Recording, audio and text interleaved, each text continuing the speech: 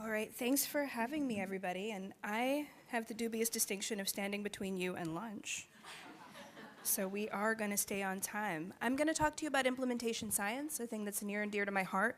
My hope is that what I talk about is an amuse-bouche for the conversations you have at lunch. I want to stimulate your thinking about why it does take so long to get evidence into practice, and hopefully as you think about what you heard about this morning and you think about what you will hear about in terms of evidence, both evidence in elevating the status of women in medicine, but also evidence in improving the care of our female patients, that you think about why it does take so long to get that evidence into reality.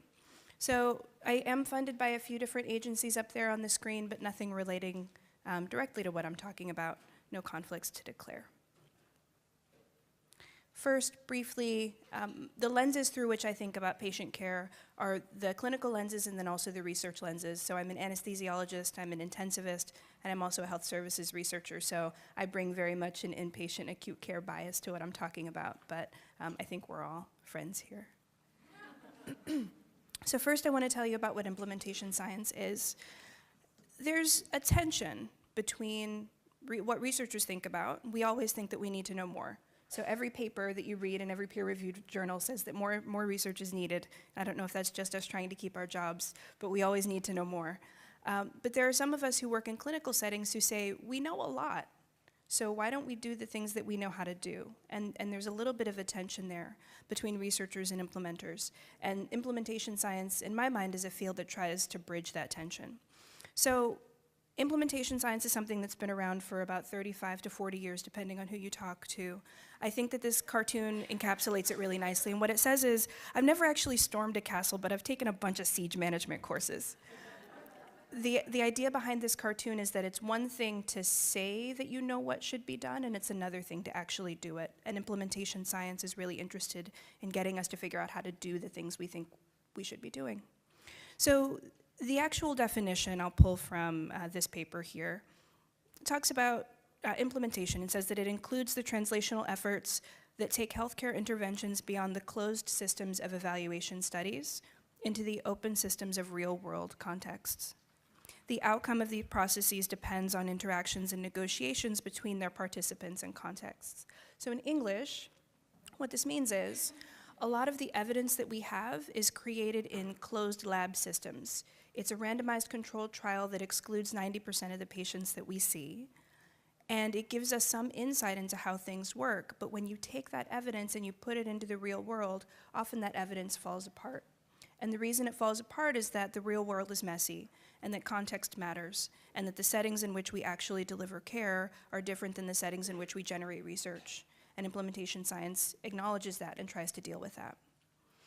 So implementation science also understands that there's a lag between different phases of research. So we've got clinical efficacy, which are those randomized controlled trials with tightly controlled settings. We've got clinical effectiveness, which is research that happens in the real world. And then we have implementation. And what implementation science tries to do is to narrow the gaps between those phases. So I'm going to give you a test case. Since I only have about 5 minutes left, I'm going to go really super specific and tell you a little bit about the research that I do and use that as an example of how implementation science can actually help us. So I'm going to talk to you about operating room to ICU handoffs, which is a test case here for implementation science. So as an anesthesiologist, as we're taking care of patients in the operating room, some of them need to go to the ICU. They're critically ill, they still have breathing tubes, they're unconscious, they need a lot of help with their physiology. And what we'll do, instead of taking them to the recovery room, is we will whisk them away directly from the operating room to the intensive care unit. And we then transfer care from the surgical team to the ICU team. What that should look like, that transfer, it should look like a conversation. It should look like a few people all standing together. There's the anesthesiologist, that's me with the spiky hair. We've got an ICU provider, we've got a surgeon, we've got an ICU nurse, you've got some other nurses over here helping settle the patient, you've got a respiratory therapist. Importantly, you have a patient here who's unconscious and really can't help. So they're really quite vulnerable and they're depending on us to communicate effectively. What an OR to ICU handoff should look like is this. What it ends up looking like is nothing like this. And I see some head shaking because I think other people have seen this. It ends up looking like no conversation, two different conversations, people don't know what's going on, and you have this vulnerable patient who is hoping that things will go well, but they don't always. So we did a study at the University of Pennsylvania to try to improve operating room to ICU handoffs and really apply concepts related to implementation science. So what we undertook was something called Hattrick, which is called Handoffs and Transitions in Critical Care. This is a screenshot from our website, which is still live. The only trick is that you have to remember how to spell Hattrick. So basically, the way that we structured the study is as a hybrid effectiveness implementation trial. And what I'll share with you is that there are different kinds of outcomes that we're interested in as we think about improvement research. There are effectiveness outcomes. There are implementation outcomes. Effectiveness outcomes are the ones that are all intuitive to us. So patient safety, patient outcomes, quality of a handoff, quality of information. All of those are effectiveness outcomes. Does the intervention that we designed actually work? At the same time, we're interested in implementation outcomes. So how do we know that people are actually doing the thing that we asked them to do? And so one of the interesting things about the study that we undertook is that we structured it as a hybrid effectiveness implementation trial. So we actually have two kinds of outcomes. But for the purposes of this talk, and to save time, I'm just going to tell you about the implementation outcomes. And if you find me at lunch, I'll tell you more about, okay, I can go into gory detail about everything. But from an implementation science standpoint, what we're interested in are concepts like acceptability and appropriateness, feasibility, and fidelity. So is the thing that we designed acceptable to the providers? Does it fit the setting? Feasibility, is it actually possible to do this thing? We can say that we want everyone to have a bedside conversation, but given all of the other things that they have to do, does it actually work? And fidelity, do they actually do it? So hopefully what you can see from here is that the types of outcomes that we look at in implementation science are actually very different than the outcomes we look at for effectiveness, but they're all linked to each other. And so if you think about a conceptual model or a logic model, implementation outcomes precede process outcomes or intermediate outcomes, and that precedes patient outcomes. So if people like the thing that you create, they'll do it.